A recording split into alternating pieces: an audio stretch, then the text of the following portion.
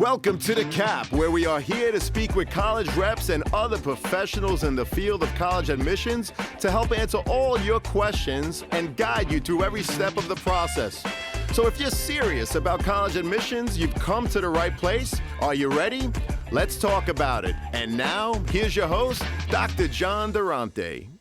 Welcome to The Cap, the College Admissions Process Podcast. I am your host, John Durante, and I am here to introduce you to college admissions representatives and other professionals in the field of college admissions. Our purpose is to serve you, the students and parents, so that you may gain insight straight from the people who ultimately make the decisions.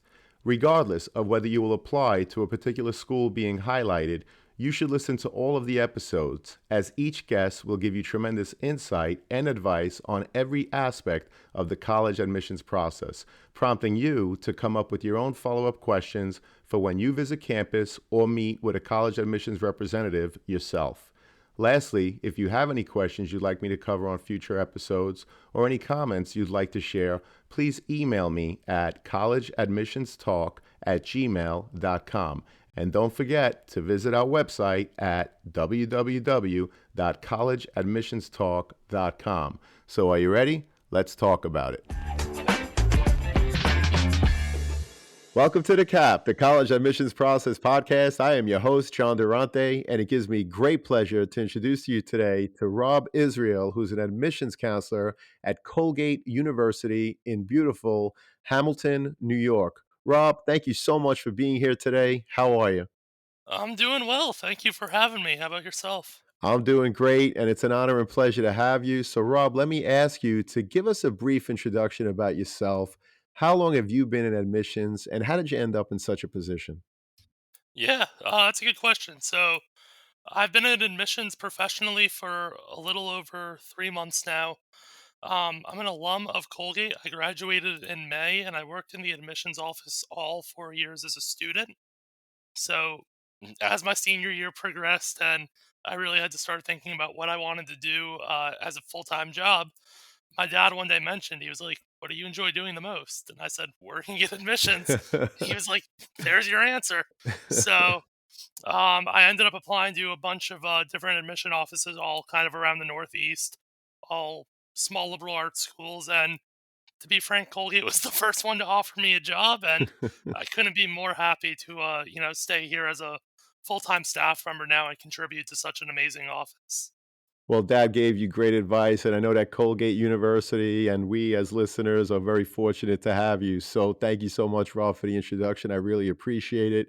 So let me ask you, as a former alum, what are some of the things that you personally love about Colgate University that make it so appealing, Rob, for so many students to want to apply and ultimately attend? Yeah, so I think one of the first things that students notice when they arrive on campus is just how rural of a location we're in. And it scares them at first. But the way I answer that and the way that I could just be straight honest about that is the community here makes up for that so quickly. It's really a collaborative effort between students and faculty and staff where everyone's going to know your name and smile and wave to you as you walk by, whether going to classes or going to a restaurant or the dining hall at night. But I'll use that word community truly a lot. It's the community that makes Colgate so appealing, where you'll end up at your professors' homes for dinner, you'll walk their dogs, you'll babysit the kids, but it goes beyond those professor relationships as well. It's the dining services staff knowing what type of food you like and having it prepared for you when you go there after class, or campus safety. For example, one of the campus safety officers knew that I had an early morning class, and he would come and pick me up when it would snow, so I Wow. didn't have to walk up the hill in the snow or wait for the cruiser, which is our shuttle system in the snow. So truly, the community really makes Colgate a really special place. At the same time, I think our campus is beautiful. You alluded to it, how Hamilton, New York is beautiful, but it's the community here that truly makes it special and different from a lot of other small liberal arts universities. Well, thank you so much for that introduction. And I love how you emphasize community and all the examples in terms of personal touch. That's amazing that someone would pick you up so that you wouldn't have to go down the hill. I think that's phenomenal. And I want to add, by the way, that I read a statistic that 95% of the freshmen returned, which is an astonishing statistic. And it's a testament to the great work that you guys do in admissions to make sure you get the right students on campus, but it's also the work that you do as a school community to make sure that once students are there, that they are very happy. So congratulations to you and the Colgate University family. That's just tremendous. And Rob, students usually spend, of course, 4 years in college. So visiting campus before committing to a school is so important for the student to get a feeling of the campus and the surrounding area. Of course, you talk about that community feeling. So if a student is able to come to campus, what are the areas that they should be visiting at Colgate University? And what are some questions they should be asking to help them determine if the school is, in fact, the right fit for them? Yeah, so if any student or prospective student is going to come and visit campus, one of the things I would recommend is to try to sign up for a student led tour through us. Essentially, it's a 2 hour experience. You get to speak or receive a small presentation from an admission officer during the first 10 minutes and last 10 minutes of your time here, but then you get to go out on tour with the student for about an hour, 15 minutes. I think our tour is super unique as it's not scripted whatsoever, and we try to cap the number of prospective students and their guests on it to roughly about four per tour guide. Tours aren't scripted because at the end of the day, if you're visiting a college campus, you're not going to remember what the name of a building is or what classes are taught in there, but you're more likely to remember one of the classes that one of our students took in there and how it impacted them and the relationship they had with the professor. So that kind of went into our mentality of switching the tours from being essentially scripted to unscripted. So being on tour is really unique on campus. Unfortunately, our tour doesn't show the entire campus. So if you are at Colgate ever and you go on the tour and you kind of want to see the rest of it, I definitely recommend going into our downtown, the village of Hamilton, a bunch of coffee shops, bookstore, movie theater, etc., where you will see a bunch of current students, supporting those local businesses. But at the same time, our athletic center is maybe a 7 minute walk from the admissions office, but you can go and check out the hockey rink and, maybe even catch a game if you're here on a Friday or Saturday. So there is truly a bunch of stuff to see, whether on tour or not on tour. In terms of like what questions to ask, it's kind of hard to pick a specific question or a few that students should ask. It's truly an individual and unique process to every single student. In my time as a student and now my time as an admission officer, though, I think some of the most useful questions we'll say are what's the average student like, or even what's the average day consist of? Because at the end of the day, I can answer any question on all the majors we have here and stuff like that, but you can also find all that on the website. So asking those more personal questions on who are you trying to get on campus? What are your students like? What do they do when they're not in class? Are they involved? Stuff like that. I think that really makes a difference. And try to focus on things that you're interested in as well. If you're not interested in sports, maybe don't like try to pick apart the brain of some one of the tour guides who maybe an athlete or on a club or intramural team. Ask about the things that you want to learn about. That's the most important part.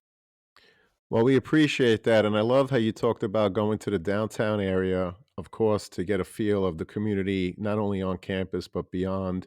But talking to different kids about exactly what you're saying. What was your typical day like? What could you tell me about professors? What could you tell me about the social life? And frankly, any other questions. So I think that's great advice, things that are really important to do if, in fact, you're able to get to campus. So thank you so much, Rob. We really appreciate it. And what are some of the things that students do to demonstrate their interest in attending Colgate University? And Rob, is that something that you track as part of your admissions process? To be upfront about that, we do not track demonstrated interest within our admission process. At the end of the day, we don't believe it's 100% equitable to do so, where it is, difficult. We're in a rural location, so it is somewhat difficult to get here, but at the same time, we offer virtual programming, but some prospective students may not have the necessary means to access that as well. So we don't track demonstrated interest in that regard. But to interact with the university, there's a bunch of different ways to do it. You can come on the tour on campus, and essentially that'll sign you up for all the notifications, and you'll get the great emails and all the cool pamphlets in the mail. But even if you don't have an opportunity to be on campus, if you interact with our website, if you go and sign up for maybe one of the webinars we host on Tuesdays at 7 p.m. Eastern Time, or do the virtual tour, or sign up for what we call Colgate admission conversation with a current student or an alum, doing all that is still interacting with the university, and it will still, at the end of the day, give you the same materials that will start coming through your email and coming through your physical mail as well. So those are kind of my those are the main ways that students will demonstrate interest. I think at the end of the day, our website does a really good job at just depicting just about anything you could do, but also as social media grows, looking at our Instagram or our our TikTok or our Twitter, stuff like that, you're really able to see, what an average day in the life of a student is in more of an informal sense through that social media aspect as well. Well, I appreciate that, and that's a great point because nowadays, looking at a university's social media platforms really does give just that an insight in terms of what a typical day really does look like. So I appreciate that very much. And by the way, Rob, I always put in the show notes the Office of Undergraduate Admissions. Of course, in this case, we're talking about Colgate University. If there's anything else that you want me to link, just provide it to me and I'll make it available to the students and parents in the show notes. And Rob, I was also curious, what are the different ways that a student may apply to Colgate University? And is there a benefit to applying one way over the other, such as early decision as opposed to early action? What could you tell us about that? Yeah, so in terms of, I'll get it out of the way really quick. In terms of applications we accept three different platforms. We accept a common application, the coalition application, and we're a QuestBridge partner school, so we'll accept the QuestBridge application if you are a QuestBridge scholar as well. In terms of the ways you apply, we're an early decision school. So we have early decision one and early decision two. The early decision one deadline is November 15th. The early decision two deadline is January 15th. And we also have regular decision, which is January 15th as well. We wanted to try to keep the dates, the same on early decision two and regular decision to not make it as confusing, and have to memorize more dates. In terms of who we accept, we enroll about 50% of our class through early decision one and early decision two, and then 50% comes through regular decision. We aim for about a class of 800 students.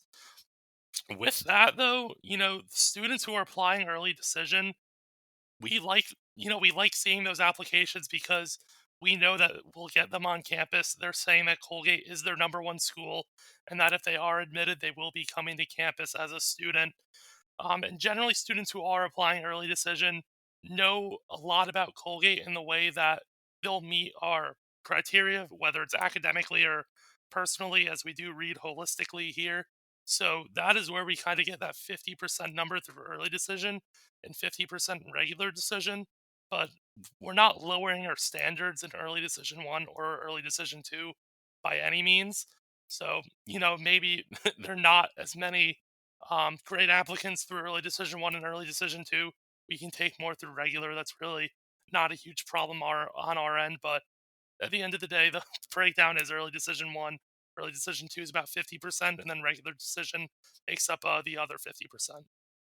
Well, I appreciate you sharing that insight very clearly. You explained that there's an ED1, ED2, where in general you accept 50% of your class, and the other 50% comes through regular decision. So, again, we appreciate that. And you talked about the rigor. So, I was also curious, Rob, do you have an honors program at Colgate University? And if so, how are students considered for the program? And do they have to apply separately, for example? Yeah, so we don't have a specific honors program through Colgate that a student is applying to. Generally, within every major, once you declare a major, you have until the end of your sophomore year to do so here. Since we are a liberal arts school, we want you to go and explore different areas that may interest you. But within the major, you may have the option to participate in an honors thesis. So the majority of majors here will generally end with doing about a semester long research project. And if you're eligible to participate with the honors thesis, it'll turn into a 2 semester long research project. When we review applications for admissions, we automatically review everyone for a program called the Alumni Memorial Scholars Program. We accept about roughly 15 to 20 students within that program. And essentially, the way to phrase it, those are, the best of the best. They're not only beyond academically bright and well rounded, but you could see through their application that they're really interested in something and they're actively pursuing, whether it's research or just studying that and learning more about it. So those students will end up flagging on our end for AMS, Alumni Memorial Scholars. And then all the students we flag will go to a faculty committee and they'll choose the students who are a part of that program.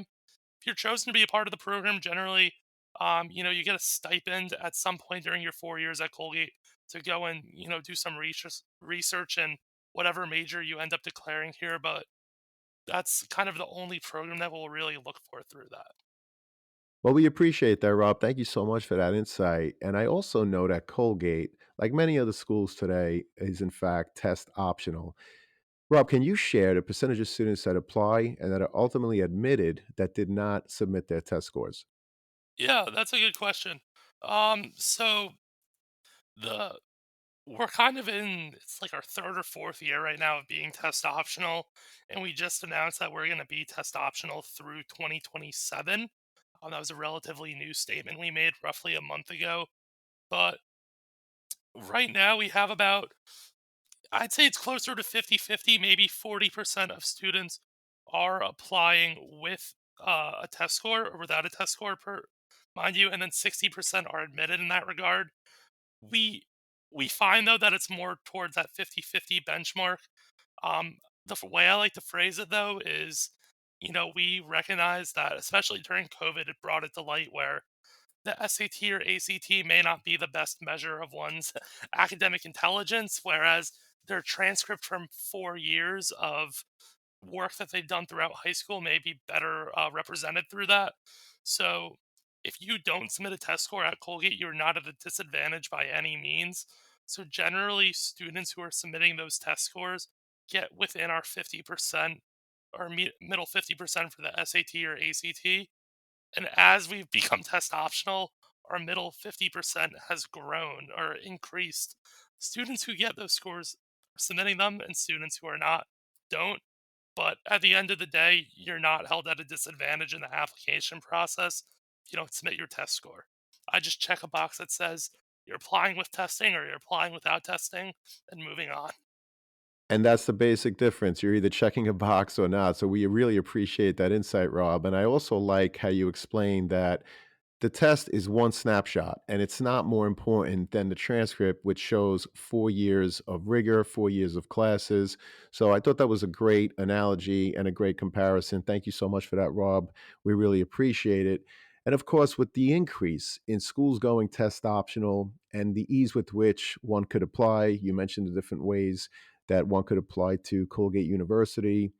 As admissions professionals, how do you determine the number of applicants to accept, waitlist, and even deny when you for sure receive far more applications from deserving candidates than the seats that are available? We really try to focus on the students we're accepting first. We're reading applications to try to accept students. We don't want to open up an application and have a negative connotation in that regard. So we're reading to accept students. But at the end of the day, we're very data driven. We work a lot with our CRM in terms of trying to predict if we admit X amount of students, how many will actually yield and enroll at Colgate.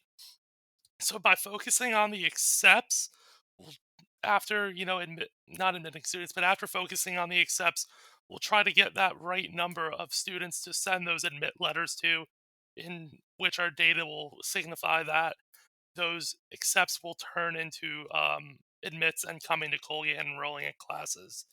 With that, in terms of the wait list, we always want to have a healthy wait list, but at the same time, we don't want to lead students on who, if we're a student's top choice and we just put them on the wait list, we don't want to string them along for months on end. So we try to keep a healthy wait list in our eyes. And, if we don't get the yield that we're expecting, we can pull from the wait list. But at the same time, we don't want to put so many students on the wait list to drag them along. But to answer the question pretty simply, we really focus on the accepts in terms of that. We're not trying to increase our class size. We have about 3,200 students on campus. Um, so, with that, we're focusing on those accepts. Well, we appreciate that insight, and it's definitely not an easy process because you mentioned the yield, and I know that you guys do studies to try to anticipate what the yield is, but certainly it could change from year to year, making it even more complicated. So, again, thank you so much for the insight. What are some examples, Rob, of college essays that left a positive impression on you, and what advice would you share with students that are getting ready to sit down to write their essays? Yeah. During my time, as I went through this process about 5 years ago, to almost to the day actually. Um, my high school guidance counselor told me a lot of tips and tricks on how to write the perfect essay and get one that really gets the point across. And now being a professional in the admissions office, there are definitely some things that I would have tweaked with their advice. But at the end of the day, the essay prompt is open ended for a reason. We just want you to talk about yourself. It does not have to be the best piece of literature you've ever wrote. It doesn't have to be, like this amazing poem or something like that. We just want to learn more about you. So, in terms of essays that left positive impressions on me, they're really just ones that when you submit your application, I can see the list of activities that you complete, and the essays that leave a really positive impressions may intertwine many of their activities into one general theme. So, a piece of advice I like giving students is if you write all the activities that you've participated throughout in high school down on a sheet of paper, you'll be able to kind of see a relevant theme through all of them. And that theme should kind of be the focus of your essay and what you want to write. But at the end of the day, it's up to you. I always go with that corny example too of if you're your high school star soccer player, don't write about the game-winning goal you scored against your crosstown rival, because at the end of the day, I can go on your activities and all that and see that you play soccer and see that maybe you're the star player of the team. But if you can take that moment of your life of, you know, scoring the game-winning goal against your crosstown rival, and then maybe relate it to something else you've done and, a class you've taken or something like that, you develop this theme about who you are, and that's what the essay should be. Um, you don't have to go on thesaurus.com and use the most rigorous words that you can find. Just tell us about who you are. I know it's stressful to have it be open-ended, but at the end of the day, I just want to learn a little more about who you are from your eyes and something that's pretty important to you that has been throughout your life for the past 17, 18 years. Well, we appreciate that, Rob. Thank you so much. And a student's activity sheet is another piece of their application. What are the kinds of things you are looking for beyond the work they completed in the classroom? Yeah, so specifically with Colgate, we read applications holistically here. We're very proud of that, but also very intentional with it. So your GPA is just not the only thing about you. You've done a lot of other things outside of the classroom, whether it's theater or dance or singing, sports, volunteer, part-time job, etc. So, in terms of their activity sheet, obviously like having a nice diverse array of activities is always nice, but at the same time it's really just about including what you are passionate about and what you do put some time into outside of that. We also like seeing trends with the activities. So, starting maybe in grade 9 and completing it through grade 12. Say you're in a club and just staying in that club all 4 years and being an active member in it. rather than joining the club for 1 year and then ditching it at the end of the year. If you don't like the club, you don't have to stay in it. But we'd rather see that continual progression of you're dedicated to your activities, you try to have a diverse array of them, but at the end of the day, you're just doing things that make you happy and also make you feel more well rounded. I also like to mention that the activity sheet isn't just necessarily, we'll say, for extracurricular activities. Is at the end of the day, if you have to go home right after school to walk your dog, or you have to contribute to your family's financial situation, or take care of younger siblings, or parents or grandparents, that's totally like okay and not only acceptable but encouraged to include on that activity sheet because you're still doing something with your time. And if you didn't have to go home and walk the dog right after class but you weren't doing any activities, we wouldn't know unless you included it on there. So it doesn't just have to be extracurricular activities, it could be family activities as well, which is pretty important to stress. Well, I really appreciate you talking about having to contribute to the family, whether it's holding a job or taking care of a younger sibling. Because if in fact that's something that a student has to do, maybe that's the reason why they're not in five, six, seven activities. So I appreciate you talking about that. And does Colgate University offer any programs for students that may have had an IEP while in high school to help ensure that once they get on campus, they continue to be successful? And Rob, if you offer programs like that, could you take a minute to explain what you offer? Yeah, so we do offer programs like that. We have a whole, Office of Disability Services. We have a person who leads that office and then a whole staff that works behind them. But once applying to Colgate, once enrolled in Colgate, if you have a specific learning disability, for example, you'll just report it to the office and they will work with your professors and your administrative dean to help create accommodations for you. So if you need extra time on tests or quizzes or essays, professors are, they're more than happy to help you out with that. The Office of Disability Services and the deans are more than happy to help you that as well. We want to set you up for success here. We don't want you to come here and feel threatened by something. We don't want our students to fail. Our professors do not want our students to fail as well. But you're struggling in a class, whether you have an IEP or not, professors are your first resource to go to. You can't go and get a tutor at Colgate before talking to your professor. All of our professors are required to hold open office hours in which essentially you can just go and talk to them, whether it's about the class or just about life or stuff like that. But you have to go to them first and be like, hey, I'm a little confused on this subject we're doing right now, or I want to review my last test. What are some ways you can help me? What are some ways that I can help myself? And then go from there. But professors, they really want to work with you and help, you know, whether it's leveling the playing field or just helping you if you've done poorly on a test or quiz or something like that.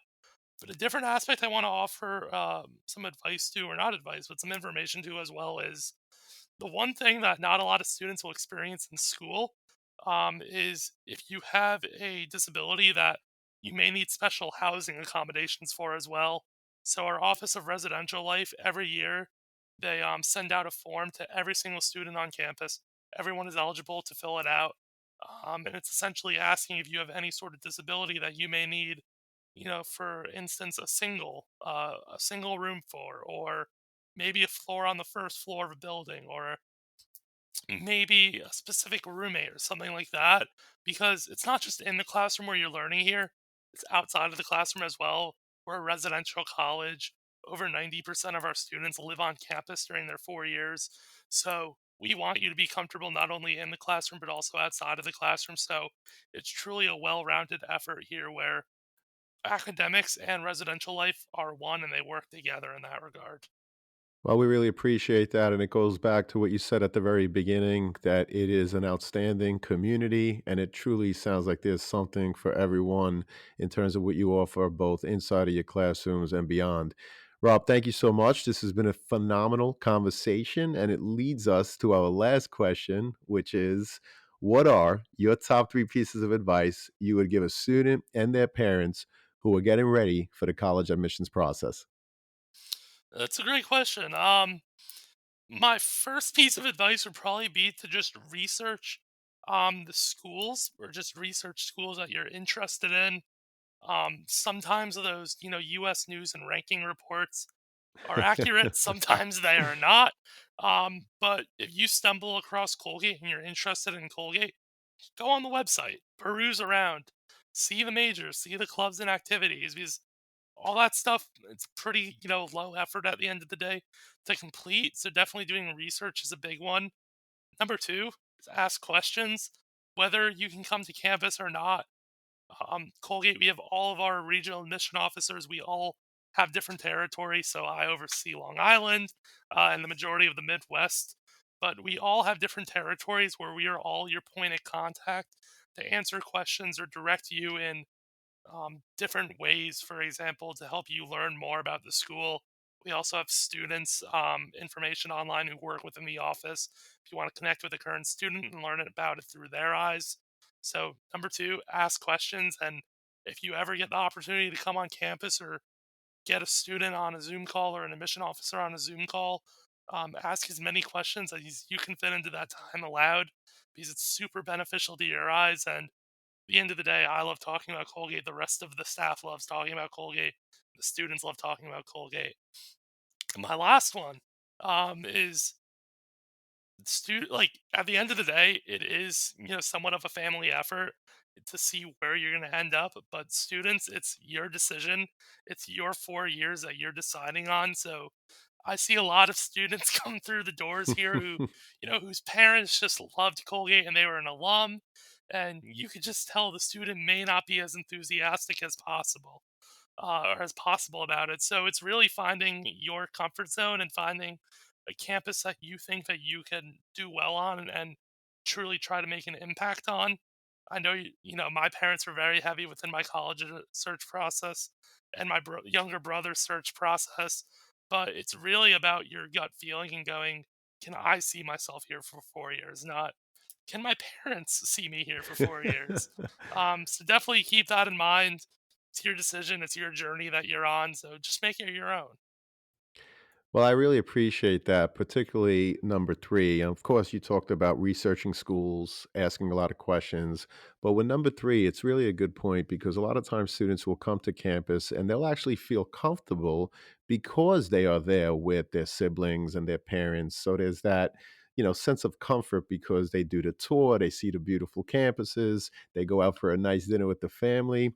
But students, you have to recognize that one day you're going to be dropped off at that campus and you're going to be left there alone.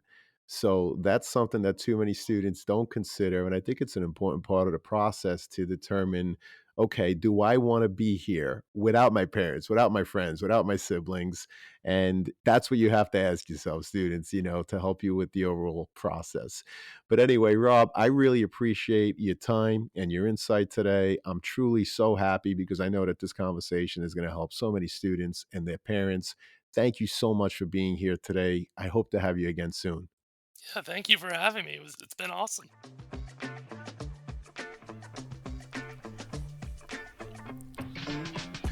Thank you for joining us on this episode of the CAP, the College Admissions Process Podcast. We hope you enjoyed the show. If you did, please don't forget to tell a friend and follow us on Facebook, Instagram, Twitter, and wherever you listen to your podcasts. I am your host, John Durante, and I look forward to seeing you on the next episode of the CAP.